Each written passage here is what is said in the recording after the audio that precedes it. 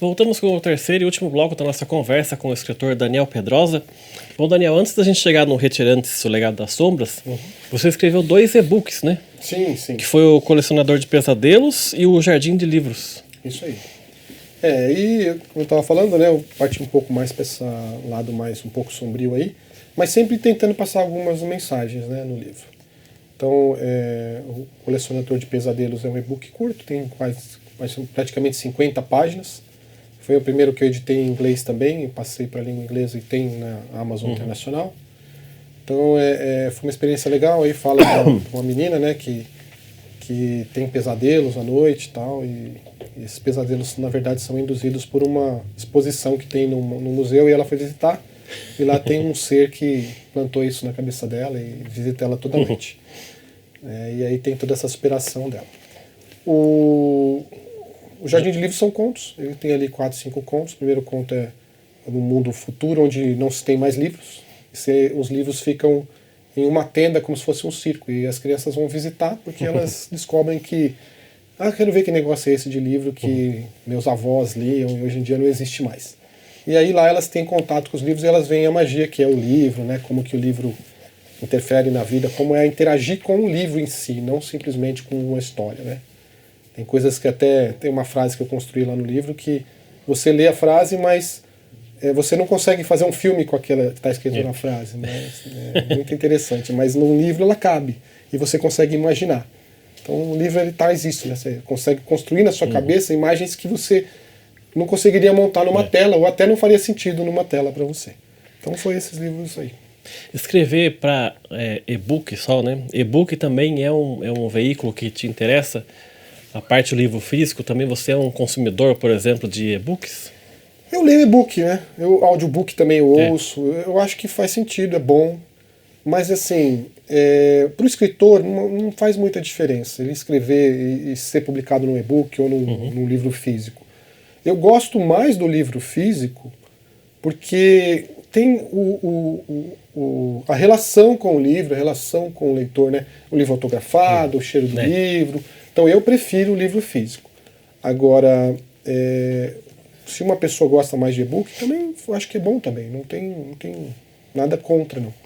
Vamos falar agora do livro que é o penúltimo, né, que já tem o último aqui, que é o Retirantes, o Legado das Sombras, que é de 2022. Isso. Que é sobre 90% da população dizimada. Queria que você... Esse livro, época do Covid aí, daí teve... Esse livro teve muito a ver com a época do Covid, sim. Assim, influenciou bastante, né? Mas é um livro, assim, que eu acho que de todas as histórias que eu escrevi até o Retirantes, ela foi a mais bem elaborada, assim, a trama e toda a questão da argumentação do livro. E é um livro apocalíptico que se passa no Nordeste do Brasil. Então, por isso que ele chama Retirantes. Né? E tem um pai que tá com um filho e uma filha, e eles estão fugindo de alguns seres desconhecidos, que são chamados de sombras, que vão atacando e eles se alimentam das pessoas, das coisas, da tecnologia, e não sobra nada. Então esse pai e essa filha têm que fugir, têm que ir para um lugar onde eles vão ser chamados de colônia, né? Eles encontram algumas pistas, só que essa colônia tem um muro de espelhos, tem toda uma trama aí por trás. Né? E ele fala muito, traz muito essa questão, né, de quem está sofrendo ali, de quem está à margem da miséria, que é o retirante, e de quem está vivendo por trás de um muro de espelhos ali, uma vida deslumbrante. Então ela traz muito essa questão dessa diferença social, é uma mensagem muito forte, e do sofrimento de quem está ali passando fome, passando sede. Então, e isso tem uma ficção muito, muito boa por trás disso, né? Cenas fortes. Assim, é um livro que... É isso que eu falei até que o rapaz me mandou mensagem dizendo que já leu 3 vezes, quer que eu lance o segundo para ele poder sair desse livro, né? E você se inspirou no quadro do Portinari para escrever isso, né? Sim, do Retirantes, sim. Que a gente tem até o quadro aí pra gente mostrar. É isso aí. Então, aí é o quadro do Portinari, você vê, né, uma família de retirantes, que ela tem o pai ali, os filhos, e estão ali, né, em um estado deplorável, né, de miséria, de fome, né? Então, assim, isso trouxe essa questão. Só que ao invés de eu usar seca simplesmente como fundo, eu uso esses seres, que é uma justificativa até mais moderna, né? para sensibilizar os jovens, todo mundo, né? Acho que isso foi muito legal ter usado isso. A gente falou da pandemia, né, que o livro tem uma semelhança com a pandemia, o pessoal isolado e tal. Como é que foi para você, particularmente, passar esse tempo em casa, isolado? Como é que foi isso? A pandemia foi, acho que para mim, como para muitos, né, foi assim, uma mudança radical de como viver, né? A gente ficou dentro de casa, isolado, por um período, depois saía com mais restrição, fazia compra, passava álcool em toda a compra, era um negócio assim, alucinado, né? Mas eu perdi familiares na pandemia, então acho que todo mundo que teve ali a preocupação de evitar os contatos fez o que deveria ter sido feito. Né? Assim, tive colegas que não resistiram, meu tio também acabou falecendo. Então, eu acho que a pandemia ela ensinou bastante coisa pra gente. E fez a gente refletir. Eu acho que o livro é uma reflexão também. Né? O autor, assim, chega a um ponto que a gente já não escreve mais sobre a gente. Né? Eu acho que isso do segundo para o terceiro livro eu já não escrevo mais nada que tenha a ver comigo. Porém, o sentimento nosso está dentro do livro.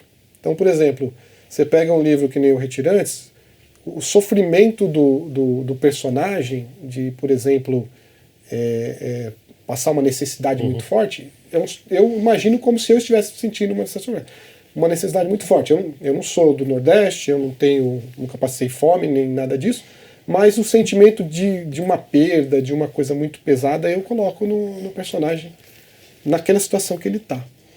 Isso eu fiz alguns cursos online com alguns escritores internacionais, como o próprio Dan Brown, o próprio autor ali de Coraline, né, o Neil Gaiman. Então esses caras aí, eles falam muito disso. Isso ajuda muito a gente a se capacitar como escritor também. E esse foi lançado ano passado, que é A Maldição da Casa Blackthorn, né? Deixa eu mostrar a capa para o pessoal ver aqui em casa. Que esse a gente a gente não colocou ali. Queria que você falasse um pouquinho também sobre esse livro aqui, que é do ano passado, né? Esse é do ano passado, e esse livro aí já esgotou na editora em menos de um ano. Esse livro aí já está num outro patamar aí de venda, sabe? É um livro que já está assim, realmente me surpreendeu o sucesso que esse livro fez. Hoje, assim, ele já apareceu entre os mais vendidos na lista da Book Info, que é a lista de livros internacionais ali. Teve 2 semanas que ele ficou entre os mais vendidos, inclusive ao lado do Rafael Montes, que é um excelente escritor, né? Ele ficou ali par a par com os livros do Rafael Montes. Então é um livro que me surpreendeu demais. Nós já vamos ter que fazer uma nova tiragem, porque ele já não tem mais. Quantas tiragens foi? A tiragem normalmente são de 2.000 livros, que a gente faz com autores nacionais, né? E esses 2.000 já foram. Na editora não tem mais, só tem o que está nas livrarias. Conta um pouquinho da história pra gente ter um apanhado. Então, esse livro foi o que eu escrevi em 50 dias. Então já foi que o livro já é uma pegada que a pessoa começa a ler e não para, porque tem muito disso. Quando o autor demora para escrever, o leitor demora para ler. Quando o autor escreve rápido, o leitor é rápido. Isso fica traduzido no livro. É muito interessante. Então essa história de Helena é uma menina que, no aniversário de 15 anos, ela perde os pais. Os pais saem, falam para ela que precisam resolver algum assunto para a família, senão a família vai ter um problema muito sério. E quando é de madrugada, ela está dormindo no sofá, o guarda bate na porta e ela vai atender. E o policial fala que ela tem que reconhecer o corpo dos pais no necrotério. Aí essa menina cria um trauma muito grande, porque no dia do aniversário dela, ela tinha acabado de ganhar um presente dos pais e tal. E ela quer descobrir o que aconteceu com os pais. E ela associa isso a uma maldição. E ela fala, não, isso é uma maldição que está na minha família. E ela começa a investigar, encontra a casa, que é a Casa Blackthorn, que fica em Paranapiacaba, lá no alto. Tem uma casa em Paranapiacaba, lá, se você for lá, você vai ver uma casa diferentona lá. Então tem essa casa. E ela vai lá, visita essa casa e ela encontra umas coisas dos antepassados. Aí ela vai investigar um tio que estava internado, que ficou internado antes de morrer no manicômio ali do Juqueri. Então ela vai tentando resgatar toda essa história. Só que aí ela tem um apagão, esquece disso, porque o trauma é muito forte. Ela se casa, tem uma filha, e quando a filha vai completar 15 anos, ela se lembra da maldição, que a morte dela pode estar próxima e a filha ficar sem ela. E aí a história se desenrola até ela resolver essa parada aí. E você está escrevendo mais um próximo agora, né? Agora eu estou escrevendo o segundo livro do Retirantes. Não, o leitor pediu, você... Né?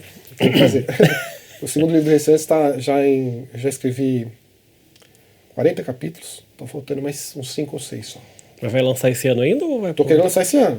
Vamos ver se a editora topa, vamos ver se eu consigo terminar na qualidade que eu espero, né? O livro não pode correr muito, não. Se correr muito, ele às vezes perde a qualidade. Para a gente encerrar nosso programa, quase encerrando nossa conversa, como é que você vê hoje a influência da inteligência artificial principalmente para não só escritores, mas para todo o ramo de atividades, né? Como é que você vê isso? Então, a inteligência artificial, eu acho que, né, ela vai ter um papel muito importante daqui para frente. Esse livro mesmo, A Maldição da Casa Blackthorn, eu fiz uma experiência, utilizei um pouco da inteligência artificial, mas depois eu percebi que o resultado não ficou bom, ficou bem ruim, na verdade, assim, bem fora daquilo que eu acreditava que era um livro. Eu refiz o livro todo, tirei as partes da inteligência artificial, ficou muito pouco assim do que eu usei, porque eu acho que não está pronta ainda para substituir os artistas. Eu até fiz um pouco realmente no começo com a inteligência, até para testar, até para ver, né? E eu percebi realmente que ela está bem distante. Porém, ela pode ajudar em muitas, né, assim, num brainstorm inicial, numa correção ortográfica. Às vezes você faz um texto, você manda para a inteligência artificial, ela faz as correções. Então acho que ela vai ter um papel muito importante. Mas eu acho que está muito, muito, muito longe de substituir o escritor, substituir um artista, porque pelas experiências que eu tive com a inteligência artificial nos livros que eu tenho escrito recentemente, não dá para substituir. Não dá para você, que nem você falou, vai escrever em 5 dias. Manda lá o chat GPT e escrever em 5 dias.